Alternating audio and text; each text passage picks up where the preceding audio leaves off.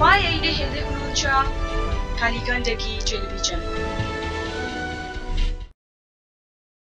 मिलन अनि संघर्ष र रमाइला कुराकानी कार्यक्रम जीवन साथी। हामी आउँछौं हरेक साताको शनिबार साँझ 7 देखि 8 बजेसम्म तपाईको साथमा। हेर्न नभुल्नुहोला कार्यक्रम जीवन साथी, मात्र खाली गण्डकी टेलिभिजन।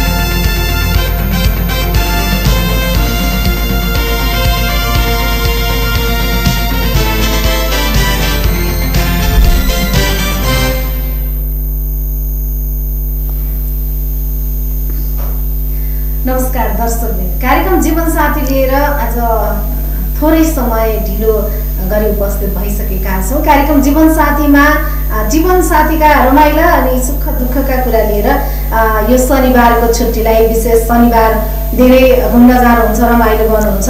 हामी पनि तपाईलाई त्यस्ता व्यक्तित्वको जोडीका कुरा तपाईको माझ हामी प्रस्तुत गर्ने गर्छौं। आज पनि हाम्रो जोडी आइसक्नु भएको छ स्टुडियोमा, उहाँहरू आइसक्नु भएको छ। कति साथीहरूले त फेसबुकमा पनि हेरिसक्नु भएको छ होला आज को जोडी आउँदो रहेछ भनेर तपाईहरूले देखिसक्नु भएको छ। इन्टरनेट अनलाइनमा पनि हेर्न सक्नुहुनेछ।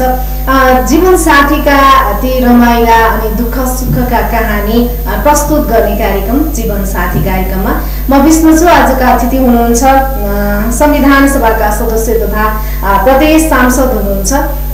समाजसेवीमा पनि निकै सक्रिय हुनुहुन्छ। लामो समयसम्म नेकपा एमालेमा रहेर काम गरिरहनु भएका सक्रिय नेता हुनुहुन्छ, माननीय ज्यू हुनुहुन्छ बिकास lamsal र उहाँकै जीवन साथी manju अधिकारी हुनुहुन्छ। उहाँ पनि सामाजिक काममा सक्रिय हुँदाहुँदै पनि फलेवास नगरपालिकाको उप प्रमुखमा हुनुहुन्छ manju अधिकारी। यो जोडीको कुराकानी अब संघर्ष बावजुद यहाँसम्म आइपुग्नु भएको छ।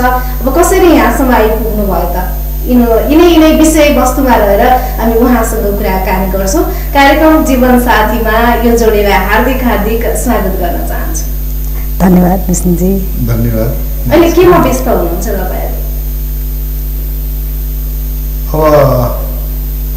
अब म त भर्खरै प्रदेश सभाको निर्वाचन सम्पन्न भएको छ। हजुर। अब हिजो काठमाडौँमा अब केही कामहरू बाँकी थिए।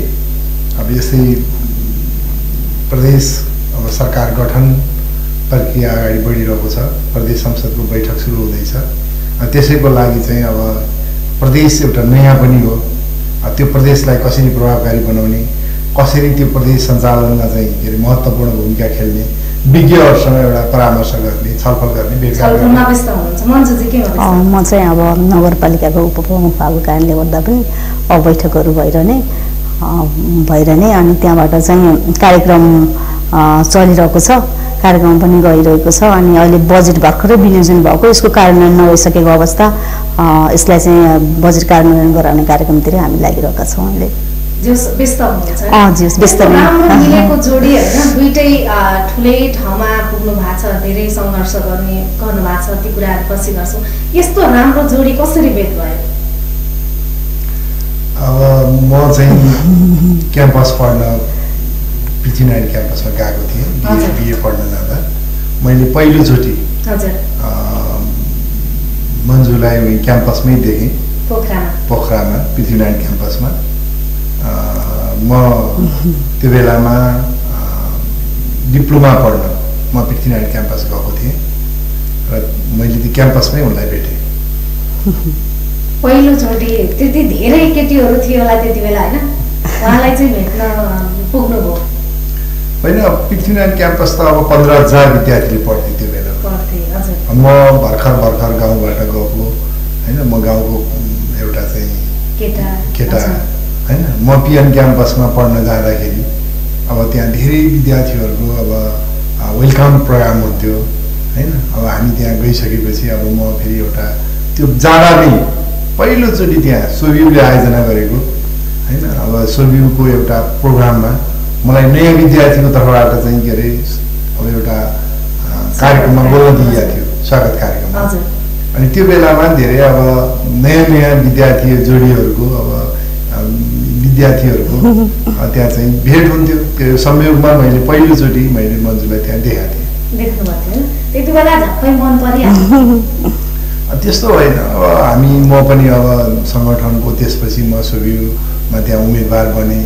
अब मन्जुको पनि एउटा पारिवारिक पृष्ठभूमि, अब बुवा चाहिँ सांसद हुनुहुन्थ्यो त्यो बेलामा। अब उनी पनि त्यो विद्यार्थी राजनीतिमा सक्रिय थिइन्। उनी त्यहाँ आइए पढ्न गएकी थिइन्, म डिप्लोमा पढ्न गएको थिएँ। देखेको पहिलोचोटि त्यो बेला देख्नुभएको थियो। तपाईँ मन्जुजीले कहाँ देख्नुभयो पहिलोपटक? मैले पनि त्यो उहाँ चाहिँ ब्याचलर पढ्नुहुन्थ्यो, म चाहिँ इन्टर पढ्दै थिएँ। नवआगन्तुक विद्यार्थीहरूको स्वागत कार्यक्रम हुन्थ्यो कि हाम्रो क्याम्पसमा। त्यो बेलामा चाहिँ नवआगन्तुक विद्यार्थीको तर्फबाट बोल्ने भनेर आफ्नो आफ्नो फ्याकल्टीबाट चाहिँ दिने चलन हुन्थ्यो। त्यसमा चाहिँ यो म्यानेजमेन्टको तर्फबाट चाहिँ बिकास सरलाई बोल्न दिने भनेर निर्णय भएको थियो हाम्रो सङ्गठनको। अनि त्यो बेलामा चाहिँ बिकास lamsal भन्ने राम्रो भाषण गर्ने होइन, एकदम मिठो बोल्ने के त्यो बेलामा नि राम्रो भाषण गर्ने। अनि त्यो बेलामा नै देखाए हो मैले चाहिँ उहाँलाई। एकदम राम्रो बोल्ने कि एकदम नेतृत्व चाहिँ कस्तो कमान्डिङ है भनेर गफ पनि गऱ्यौँ हामी साथीहरू। उहाँलाई चाहिँ मैले पहिला त्यहीँ देखाए हो। कुरा नि खासै देखाएको थिएन, देखेकै थिएन। त्यही पछि नै अनि उहाँलाई कस्तो राम्रो भाषण गर्ने रहेछ है, उहाँ चाहिँ म्यानेजमेन्टको विद्यार्थी आहा भनेर त्यही बेलामा नै मैले देखाएँ। खासै त्यो बेलामा फर्स्टमा त्यस्तो त आइहाल्यो त होइन, त्यस्तो चाहिँ मान्छे कमान्डिङ नेतृत्व गर्न सक्ने खालको मान्छे हुनुहुँदो रहेछ भन्ने चाहिँ त्यही बेलाबाट थाहा। त्यो भर्खरै क्याम्पस गएको, अब केटाकेटी 17-18 वर्षको उमेर, खासै त्यस चाहिँ त्यति बेला नै चाहिँ भएको थिएन। हजुर। म त्यसपछि त्यहाँ SUSCRIBEमा म निर्वाचन भयो। अब म त्यहाँको पोखराको पृथ्वीनारायण क्याम्पसको 48 सालको SUSCRIBEमा म निर्वाचित भएँ। म निर्वाचित हुँदाखेरि मन्जुहरू पनि महिलाहरूको तर्फबाट धेरै त्यहाँ सक्रिय सहभागी हुन्थ्यो। अब मन्जुको बुवा सांसद पनि भएको, त्यहाँको पहिलाको पूर्व सभापति पनि भएको। हामी सङ्गठनमा सँगसँगै त्यहाँ काम गऱ्यौँ। पछि त्यहाँ अब हाम्रो पृथ्वीनारायण क्याम्पसको प्रारम्भिक कमिटी गठन भयो संयोगले। म त्यो कमिटीमा सचिव थिएँ, पृथ्वीनारायण क्याम्पस प्रारम्भिक कमिटीको, त्यो होल क्याम्पसको। म त्यहाँ शाखा कमिटी हुन्थ्यो पार्टीको, त्यो कमिटीको पनि म सदस्य थिएँ। र त्यो पार्टी सन्दर्भको काममा मन्जु पनि त्यो बेलामा त्यहाँको अनिराज SUSCRIBEको जिल्ला कमिटीमा हुनुहुन्थ्यो। अनि पछि चाहिँ मन्जु प्रारम्भिक कमिटीमा पनि, हाम्रो प्रारम्भिक कमिटी भए पनि त्यहाँको चाहिँ सिनियर लिडरहरू हुने, त्यहाँको जिल्ला कमिटीको पनि त्यो प्रारम्भिक कमिटीको सदस्यमा मन्जु पनि पछि अधिवेशनबाट निर्वाचित भएर आएपछि अब हामी त्यहाँ सँगसँगै भेट हुने अवसर मिल्यो र त्यहाँ भेट भइयो। भेट हुँदाखेरि भन्नुभयो कि केही समयपछि होइन, धेरै त्यहाँ 2 वर्ष म डिप्लोमा सिद्धियो मेरो। त्यसपछि म अब त्यहाँ पढ्ने कि काठमाडौँ जाने कि भन्ने सन्दर्भ थियो। पछि फेरि म त्यहाँको पार्टीले एक कार्यकाल चाहिँ हामीलाई फेरि पढ्ने भनेर म एजुकेसनमा भर्ना भएँ। अनि धेरै लामो 2 वर्षपछि मात्र हाम्रो चाहिँ अब अलिकति अब अलि नजिक हुँदै गयो विभिन्न कार्यक्रमहरूमा, सङ्गठनमा, धेरै कामहरूमा। अब मलाई त धेरैजनाले त्यहाँ अब धेरैजनासँग होइन अब म त्यहाँ एउटा जुनसुकै प्रोग्राममा पनि अब म चाहिँ अब विभिन्न त्यो बेलामा पोखरा युनिभर्सिटी बनाउने प्रोग्रामहरूमा त्यो बेला तत्कालीन VC केदार भट्ट माथिमा आएर हामीले एउटा ठुलो गोष्ठी पनि गरेका थियौँ। म प्रत्येक प्रोग्राममा त्यहाँको सभापति रविन्द्र अधिकारी हुनुहुन्थ्यो, त्यहाँ चाहिँ हाम्रो धनराज आचार्य कोषाध्यक्ष हुनुहुन्थ्यो, म SUSCRIBEमा थिएँ। र त के हुन्थ्यो भने एकजनाले सञ्चालन गर्ने, एकजना सभापति हुने, एकजनाले स्वागत भाषण गर्ने, एउटा विषयमा गर्ने। हामी प्रायः त्यो कार्यक्रममा त्यसरी सहभागी हुन्थ्यौँ PM क्याम्पसमा। र त्यो धेरै कार्यक्रममा धेरै सहभागी हुँदै जाँदा, पार्टी सङ्गठन काम गर्दै जाँदा हामी नजिक हुँदै गयौँ। अनि त्यो अब हाम्रो चाहिँ त्यस्तो नजिक हुने कुरा कहाँनिरबाट सुरु भयो होइन। मन्जुले पनि मलाई मन पराउने, हामीले उसलाई माया गर्ने। उनी एकदम अब बच्चा जस्तो लाग्थ्यो सानो होइन अनि म पढ्दै थिएँ एकदम सानो एकदम चाहिँ के अरे माया लाग्थ्यो अनि उसले चाहिँ अब हाम्रो त खालि अलि के अरे अब हाइट होइन उमेर पनि के छ कसो छ भनेर पनि हामीले त्यस्तो कल्पना गरेका थिएनौँ मैले गरेका थिइनँ अब त्यस्तो धेरै फरक पनि छैन अब मन्जु चाहिँ 31 साले म 27 साले हामी त्यही 3-4 वर्षको फरक छ तर म अलिकति अब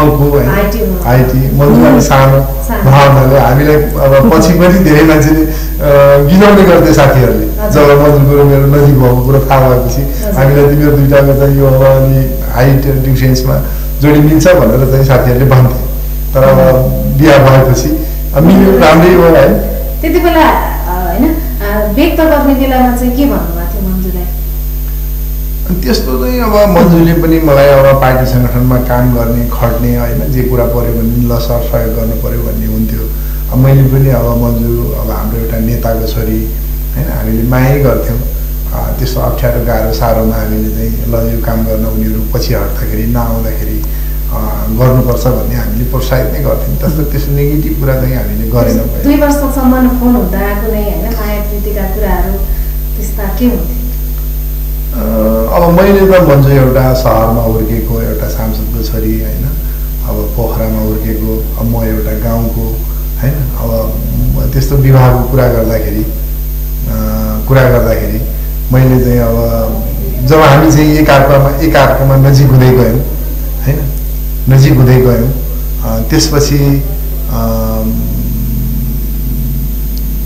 अब मिल्दै गयो त्यति बेलासम्म होइन कार्यक्रममा सहयोग अब हेल्प मागिरहँदाखेरि पछाडिको भेटमा चाहिँ मन्जुजीलाई चाहिँ कुनै मनमा त्यस्तो केही आयो होइन त्यस्तो कार्यक्रममा सहयोग भन्ने जस्तो खालको त्यो सहयोग भन्ने त्यस्तो त खासै सहयोग भन्ने त हुँदैन थियो एउटै कार्यक्रममा हामी अब एउटै कमिटी भयो नि त SUSCRIBE भनेको एमालेको भातृ सङ्गठन हो त्यसमा चाहिँ हामी दुवैजना आबद्ध हाम्रो मिटिङहरू पनि प्रायः सँगै हुने उहाँले भन्नु फेरि किन दोहोऱ्याइरहनु पर्यो मैले प्रागमा चाहिँ उहाँ सचिव हुँदा म चाहिँ सहसचिव थिएँ त्यसरी हाम्रो जिम्मेवारी थियो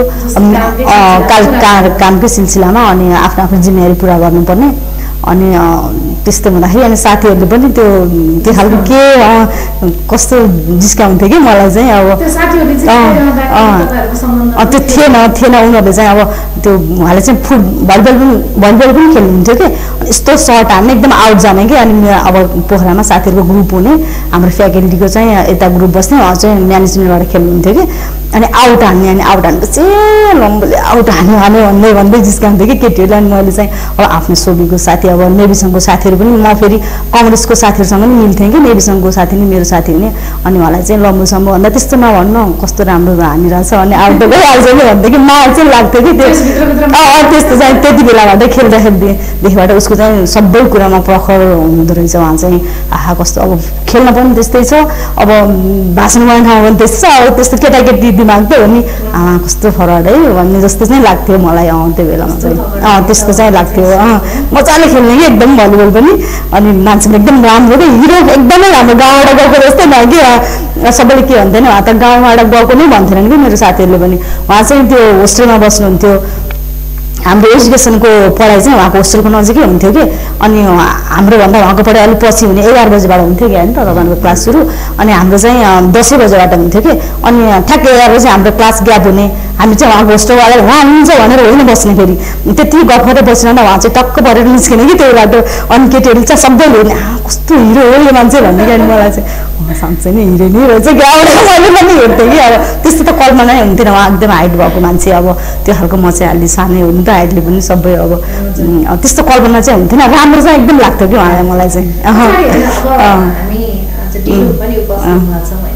धेरै कुरा गर्न बाँकी छ त्यति बेला विकासजीले होइन यति बेला जनता तपाईँका धेरै कार्यकर्ता दर्शकहरूले हेर्दै हुनुहुन्छ के कुरा भनेर चाहिँ मन्जुजीसँग विवाहको कुरा गर्नुभएको थियो होइन अब त्यस्तो कुरा जस्तै अब केही कुराहरू चल्यो होइन नर्मीबाट बिहे भयो कि अब मन पराएर तपाईँहरू जस्तै मेरो त्यो बेलाको सभापति रविन्द्र अधिकारी होइन अब उहाँले चाहिँ धेरै कुराहरू मसँग हाम्रो हुन्थ्यो नि त बसेको बेला म पढाइ सकिएको अनि यस्तै विवाहको सन्दर्भ चल्दाखेरि अब ल विकासको बिहा गर्नु पऱ्यो भनेर 1-2वटा प्रस्तावहरू ल्याउनु भयो।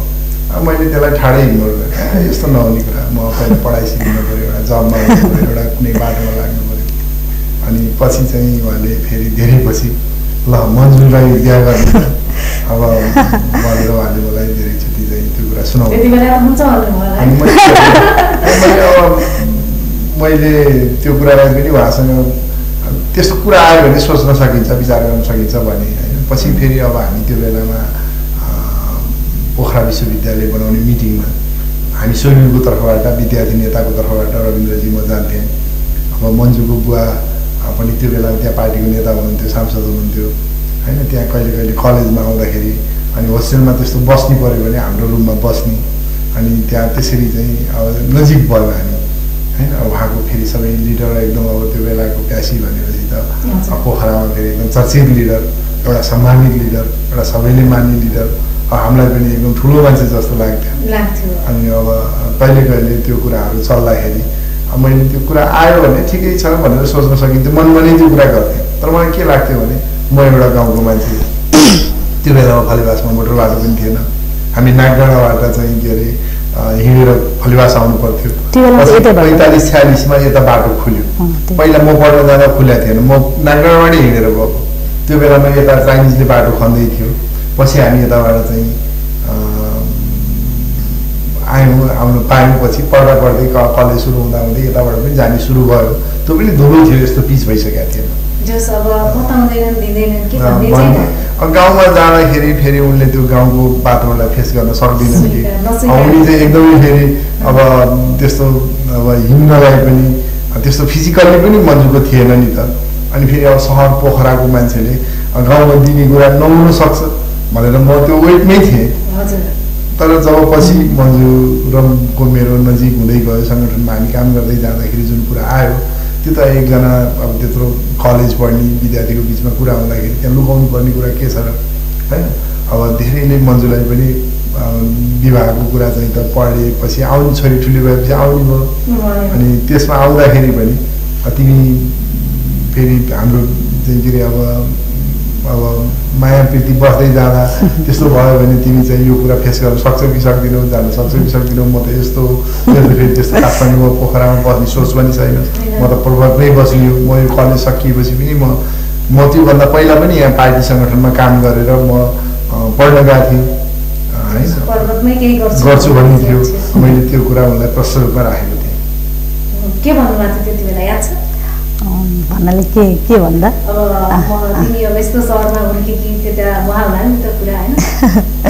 त्यस्तो खालको यस्तो हुर्केको त्यस्तो त भएन, अलिक बुझ्ने नै भइसकेको थियो नि त हामी पनि। एजले त खासै धेरै त होइन।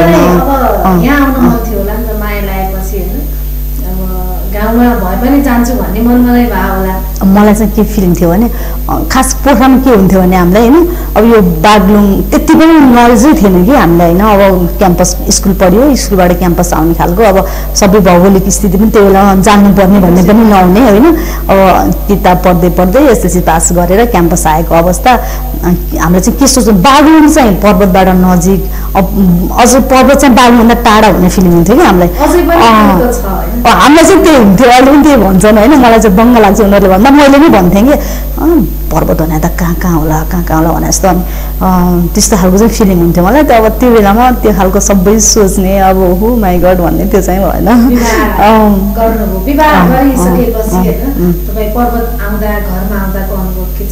घरमा आउँदा चाहिँ एकदमै हिँड्दा चाहिँ गाह्रो भयो मलाई। त्यही फर्स्ट दिनै अब बिहा गरेर हामी आयौँ होइन। बिहा गरेर आएपछि अनि विकास सर चाहिँ अब अघि हिँड्ने कि मलाई पछाडि छुट्टै, म त अरू कसैलाई चिना पनि छैन।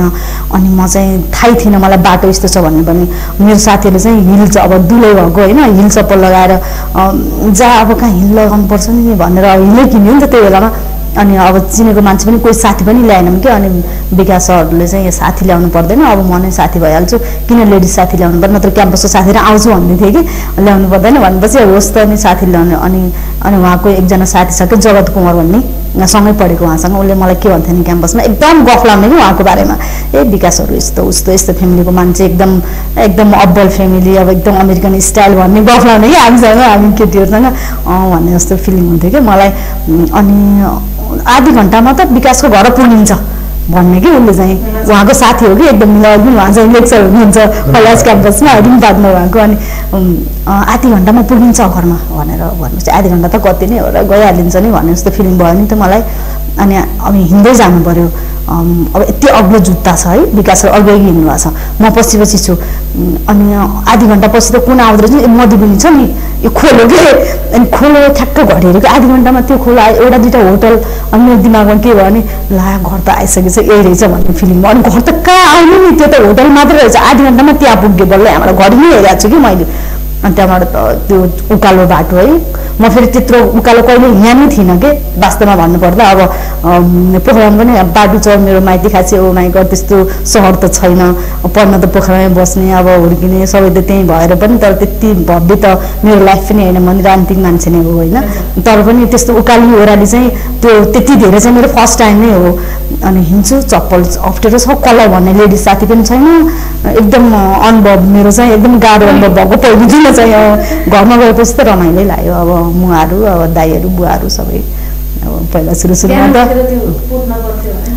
बिहान उठेर पोत्न पर्ने मेरो फेरि सासू एकदम ठिक हुनुहुन्छ कि उहाँ चाहिँ अब माया गर्ने अनि उहाँले मलाई देखेपछि माया लाग्यो होला नि त मलाई अब यस्तै चाहिँ अब अहिले के पोत्छ भने जस्तै नि लाग्यो होला अनि मलाई चाहिँ डर लाग्यो नि त अब बिहान उठ्नु परेन त गाउँमा त त्यो त हामी बाहुन संस्कारमा हुर्केको मान्छे अब हाम्रो संस्कार त हामीलाई थाहा छ नि त थाहा नहुने त कहाँ हो त नि अब आमाहरूले गरेको देखियो हजुरआमाहरूले गरेको देखियो त्यो गर्नु पर्दैन भने त कहाँ हुन्छ नि बिहा गरेर आएपछि यो गर्नुपर्छ अन्त जति नै परिवर्तित जति नै चेतनशील भए पनि त्यो त फिलिङ हुन्छ कि अनि बिहान उठेर अब पोत्नु पर्ने होला ला भनेर अब खोज्नु पऱ्यो नि त के त्यो अनि मुवाले चाहिँ तिमी पर्दैन एकजना त्यो नानीलाई गरेर मैले सिद्धाइसकेँ तिमीले केही नि गर्नु पर्दैन जाऊ कोठामा गएर बस भन्नुभयो अनि मुवाले चाहिँ माया गर्ने मलाई त्यस्तो परेन मलाई त्यस्तो गाह्रो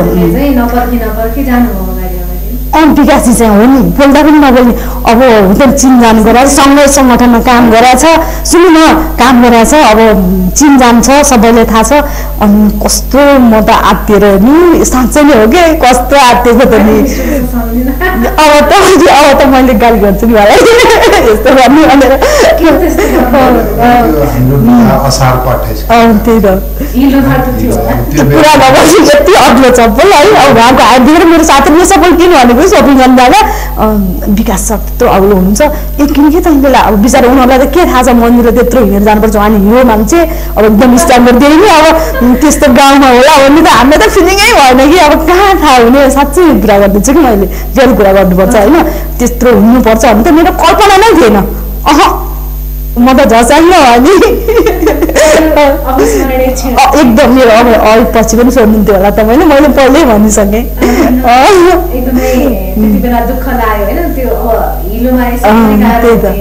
असाध्य त्यस्तो चाहिँ के थियो भने हाम्रो असारको 28 गते विवाह भएको थियो हामी पोखरा विवाह सकेर बडगाउँमा झऱ्यौँ अनि बडगाउँबाट त्यहाँ आउँदा लगभग साँझ पर्नै लागिसकेको थियो हामी फलेवासबाट जन्ती गएर घरमा विवाह सकेर हामी जनवादी बिहा गऱ्यौँ अनि कार्यक्रम सकेर हामी फेरि त्यहाँबाट फर्केर यहाँसम्म गाडी जान्थ्यौँ बडगाउँसम्म अनि त्यहाँबाट हामी हिँडेर त्यहाँ बडगाउँमा आउँदा साँझ परिसकेको थियो त्यो बेला असाध्यै बर्खाको बेला थियो तर हाम्रो विवाहको दिन त्यो दिन पानी परेन तर हामी घरमा पुगेपछि पानी पर्यो के थियो भने हामी पोखराबाट फर्केपछि जाँदाखेरि विवाहमा आएपछि जन्तीहरू साथी भएपछि मन्जु सँगसँगै हिँड्दा नि उनलाई चाहिँ अब अलिकति पहिलोचोटि बाटोमा हिँडे हुनाले त्यो कच्ची बाटोमा होइन उकालो ओह्रालोमा हिँड्दा कहाँ लाने कहाँ मान्छे त थाहै छैन अनि दुईजना बुढा चाहिँ बिचरा है एकजना हाम्रो कान्छो बुवा भनेर हुनुहुन्छ किन नहुने जन्ती त अब फेरि लेडिज थिएन सबै जेन्ट्सहरू मात्र अब गाउँको मान्छेहरू अब कस्तो बोल्दा राम्रो हुने कस्तो बोल्दा राम्रो नहुने थाहा पनि छैन नि त अब अनि लखा नि आमा मलाई त कहिल्यै बिर्सिन्न तर मन्जुले भने जस्तो हातमा समातेर अगाडि पछाडि हामी सँगै छोडेर हिँडेको छैन सँगै हिँड्दाखेरि उसलाई त्यो फिलिङ भयो म अर्को मान्छे थोरै हिँड्दा नि अगाडि जस्तो लाग्ने उनी सानो मान्छे एक पाइला चलाउन त्यो भएर उसलाई त्यस्तो लाग्यो भनेर सँगै कहाँ छोडेर विवाह हामी चाहिँ सामान्य त्यहाँ बुढाबुढी त होइन अरू हेरेका हुन्छन् विवाहको जोडीमा दुला दुलै भन्ने हुन्छ त्यो त सँगै हिँड्या हुन्छ नि सँगै नै हो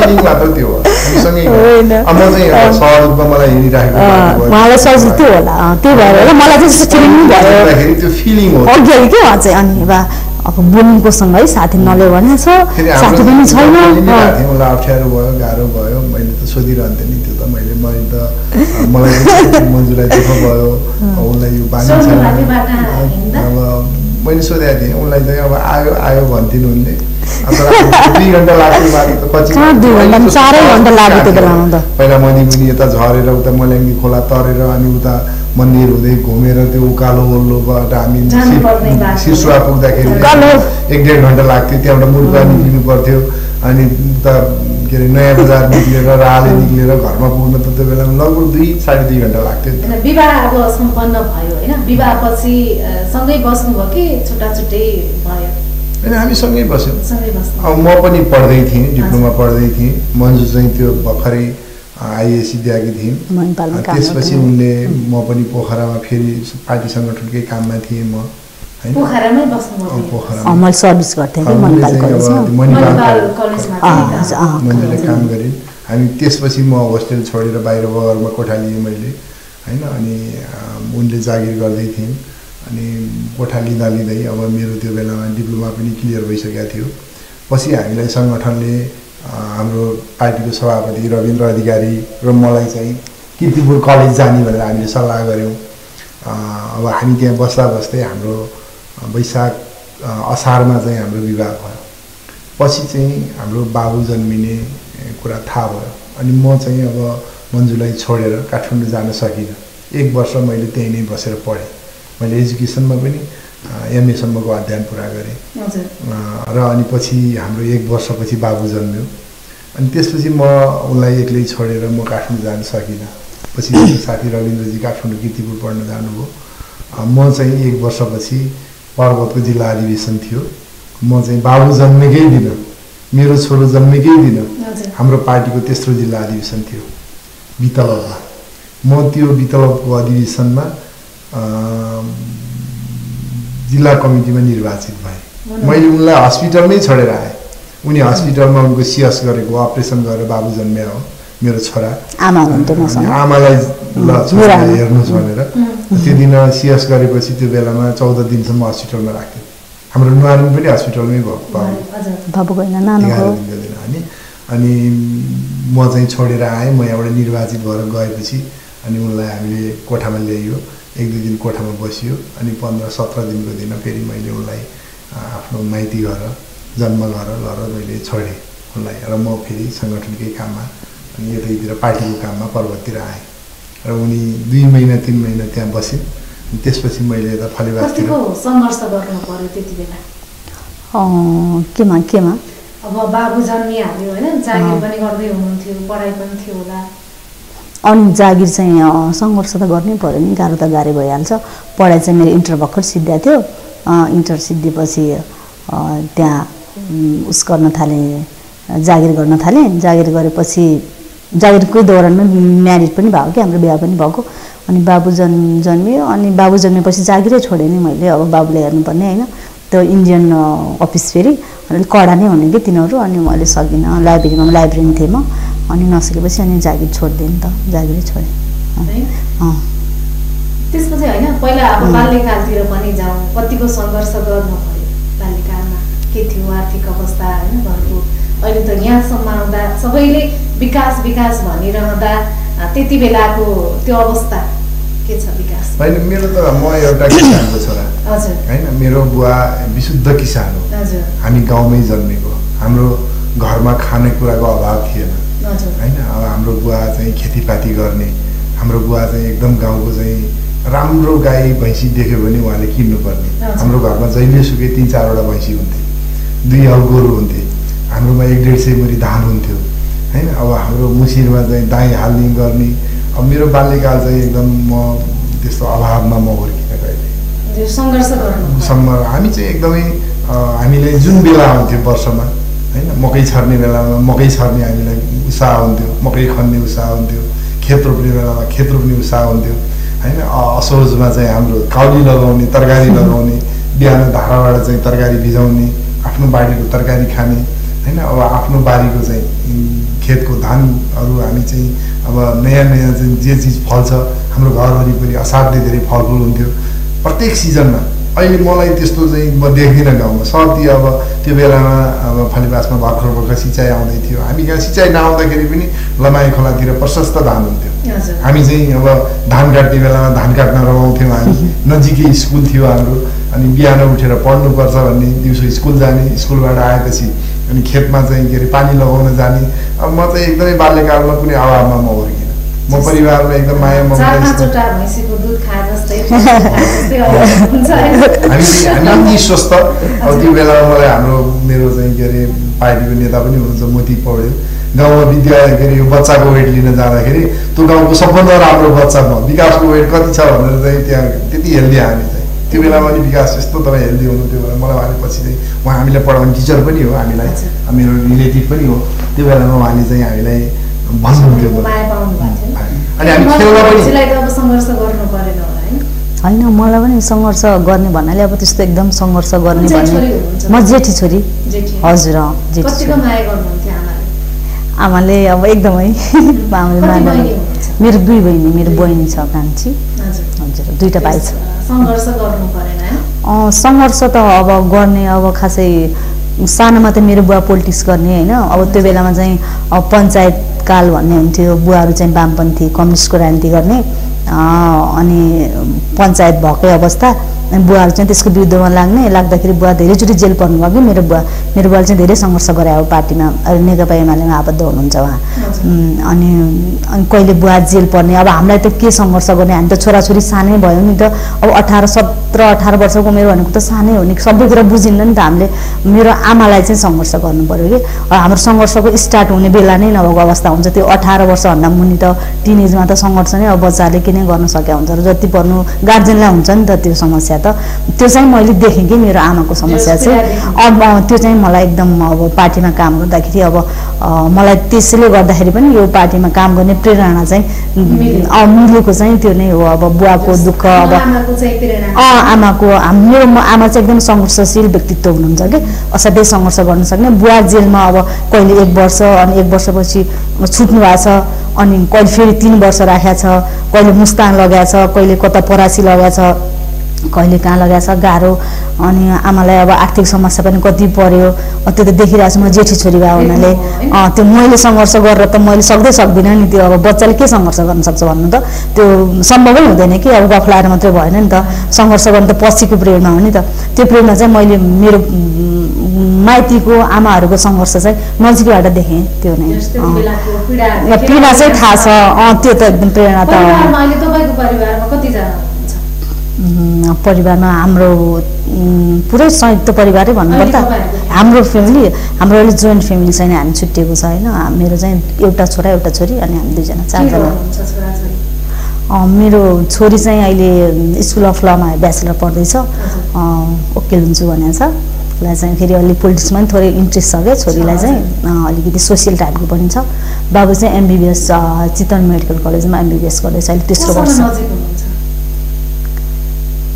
बच्चा कसले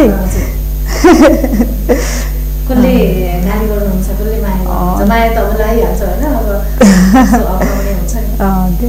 हाम्रो 2टा बच्चा छन् हैन, गाली छैन, गाली गर्ने त्यो कहिल्यै गरेन। उनीहरू हामीसँग एकदम फेमिलियर छन्, साथी जस्तै गाली गर्नै पर्दैन। अब अहिले पनि समाजमा हामी देख्छौँ बुवा बच्चा-बच्चीलाई गाली गरेको हामीलाई आश्चर्य लाग्छ।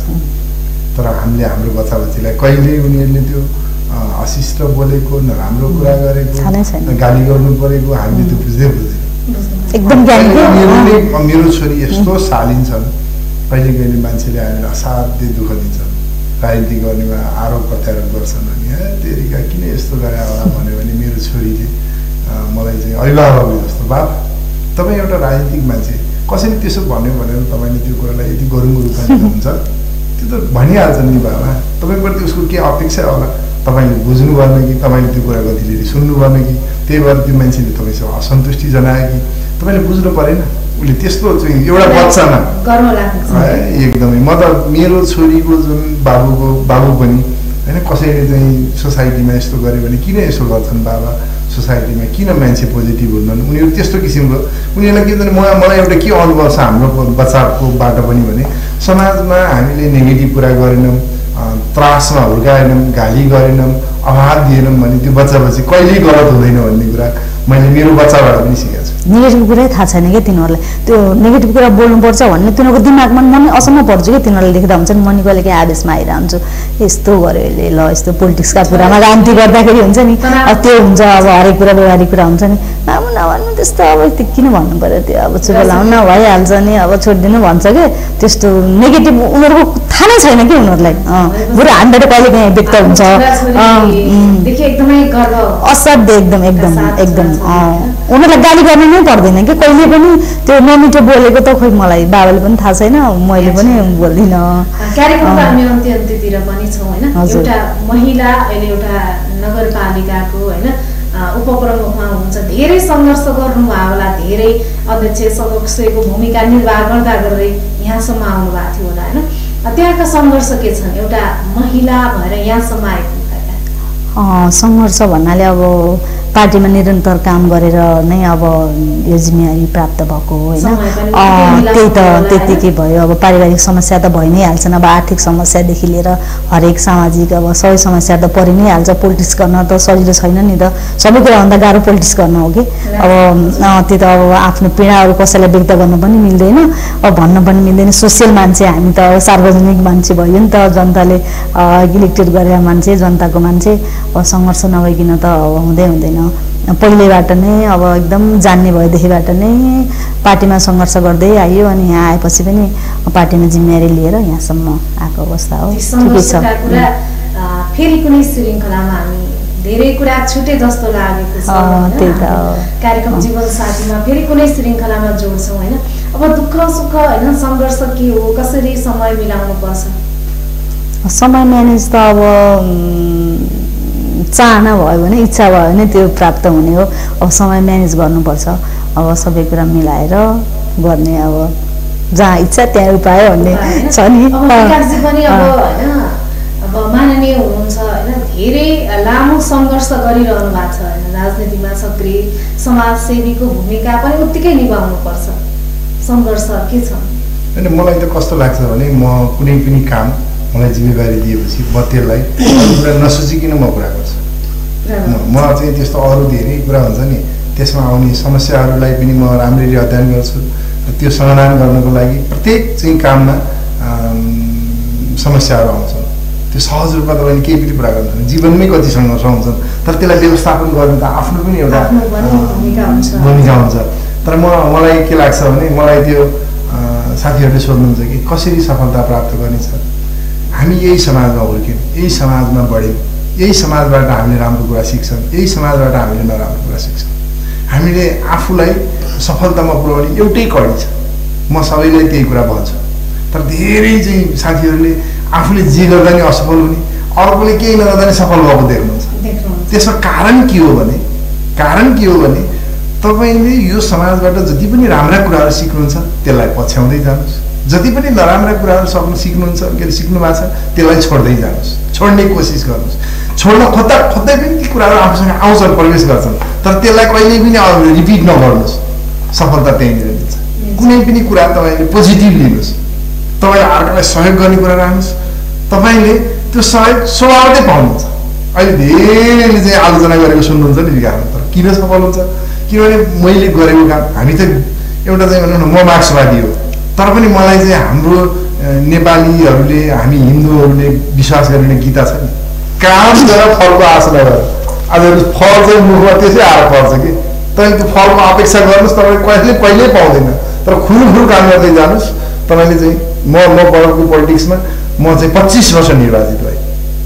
म यहाँ गाविस अध्यक्ष निर्विरोध भएँ म गाउँमा मैले काम गरेको अहिले पनि फर्केर हेर्नुभयो भने त्यो बेलामा 54 सालमा कस्तो थियो होला भन्नु न म त्यसपछि पार्टीको 10 वर्ष नेतृत्वमा आएँ म त्यो पनि कम्पिटिसनै गरेर आएँ म शनिबार सहरमा निर्वाचित भएँ त्यो बेलामा पर्व 2 नम्बर क्षेत्रमा एमाले जित्छ भनेर कसैले कल्पना गर्दैन अहिले पनि तपाईँले म निर्वाचित भएँ म मात्र नभएर मसँग सँगै काम गरेको मन्जु त्यहाँ मैले उपमेयर संविधानले व्यवस्था गरेँ मैले मन्जुलाई त्यो बेलामा नि भनेको थिएँ अब हामी दुवैजनाले काम गर्दाखेरि दुवैजनाले राजनीति गर्दाखेरि बच्चा बच्चीको चाहिँ व्यवस्थापन राम्रो हुन्न कि मन्जुले घरको व्यवस्थापन गर्दाखेरि मन्जुले बच्चा बच्चीको व्यवस्थापन गर्दा म बाहिर जाँदा हाम्रो जुन किसिमको सानो तारतम्य मिलेको थियो त्यो तारतम्यमा बिग्रिन्छ कि अब उसलाई पनि के लाग्यो भने म तपाईँसँग सँगसँगै कलेजमा काम गरेँ म पनि हिजो लामो समयदेखि गरेको म पनि यत्रो संविधानले अपर्च्युनिटी दिँदाखेरि म किन पछाडि हट्ने म पनि त कम्पिटिसनमा जान मलाई पनि त एकचोटि जनताको बिचमा जाँचिने मौका दिनुहोस् मैले त मलाई भनेको थिएँ तिमीले मलाई 20 वर्ष निस्वार्थ रूपमा सहयोग गर्यौ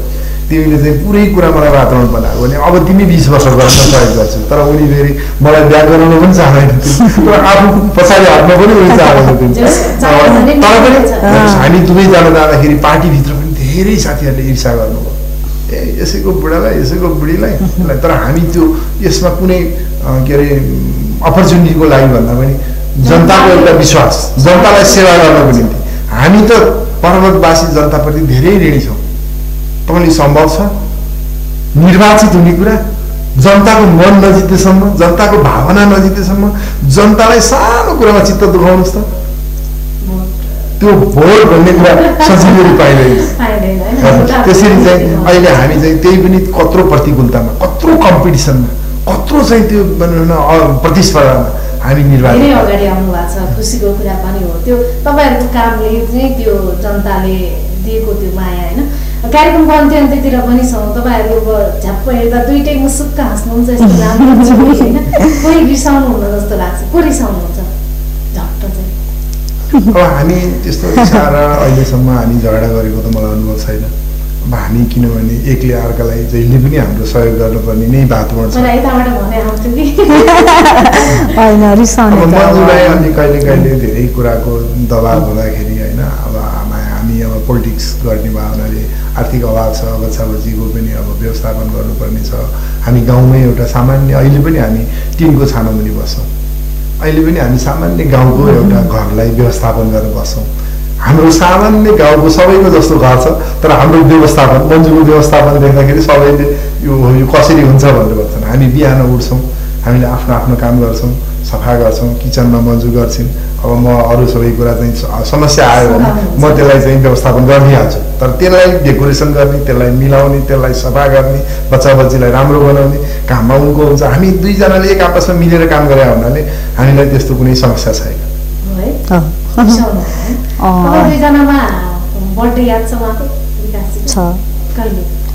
ज्येष्ठको 4 गते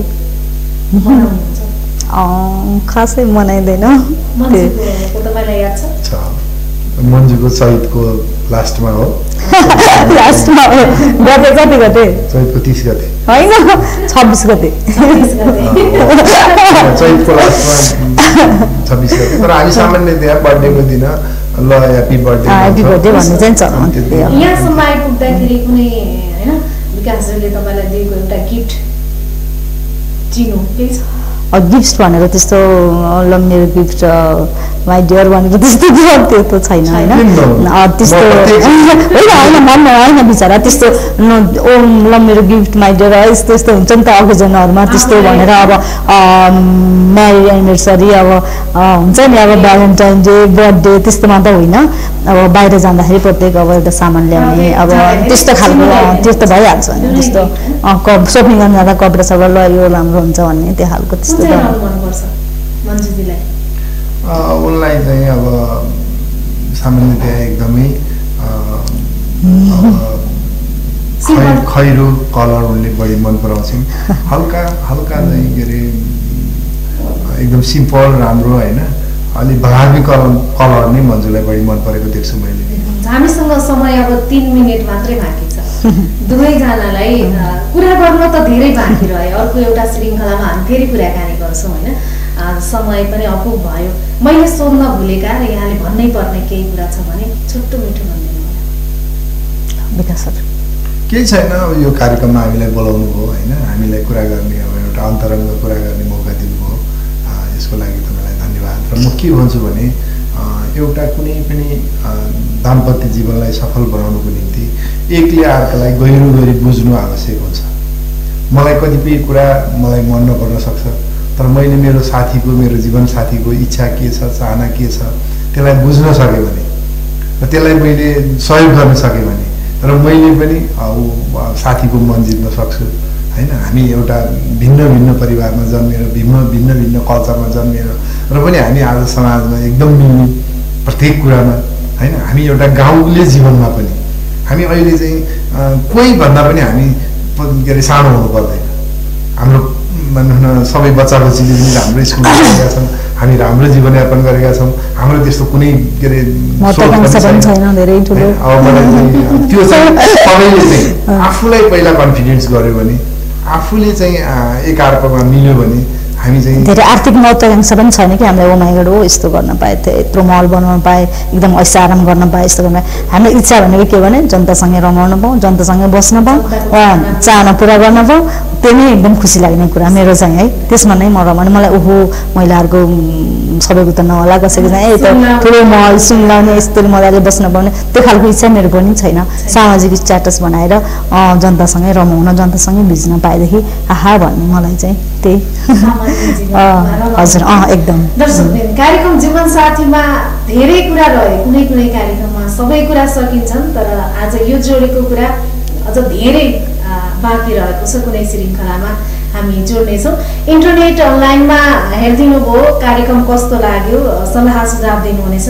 प्रत्यक्ष टेलिभिजन सेटमा तपाईँले हेरिरहनु भएको छ, तपाईँलाई कार्यक्रम कस्तो लाग्यो? यो जोडीलाई धेरै धेरै धन्यवाद दिँदै अर्को कुनै श्रृङ्खलामा बाँकी रहेका कुरा जोड्न चाहन्छु। यहाँसम्म आइदिनु भयो, तपाईँलाई धेरै धेरै धन्यवाद दिन चाहन्छु। धन्यवाद विष्णुजीलाई पनि, अनि यो कालीगण्डकी टेलिभिजनलाई अनि क्यामेरा खिचिरहने बहिनीलाई पनि धेरै धेरै धन्यवाद दिन चाहन्छु। हस् दर्शकवृन्द, तपाईँलाई पनि टेलिभिजन हेरेर साथ दिनुभएको छ, तपाईँलाई पनि धेरै धेरै धन्यवाद दिन चाहन्छु।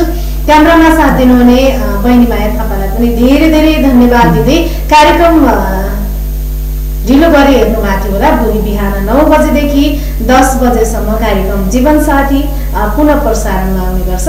कार्यक्रम हेरिदिनु भयो, तपाईँलाई धेरै धेरै धन्यवाद दिँदै आजको कार्यक्रम जीवन साथीबाट म विष्णु आजका अतिथि आज्ञा चाहन्छु। नमस्कार।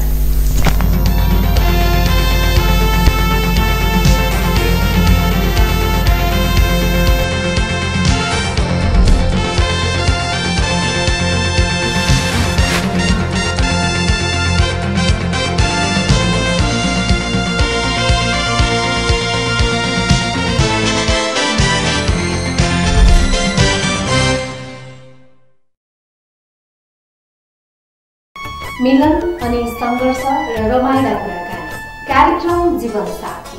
हामी आउँछौँ हरेक साताको शनिबार साँझ 7 देखि 8 बजेसम्म तपाईँको साथमा।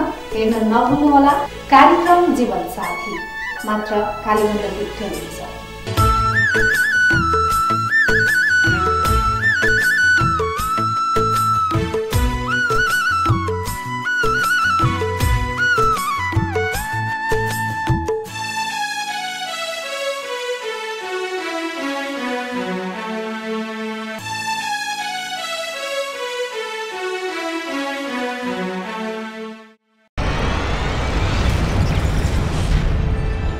तपाईं अहिले हेर्दै हुनुहुन्छ कालीगण्डकी टेलिभिजन।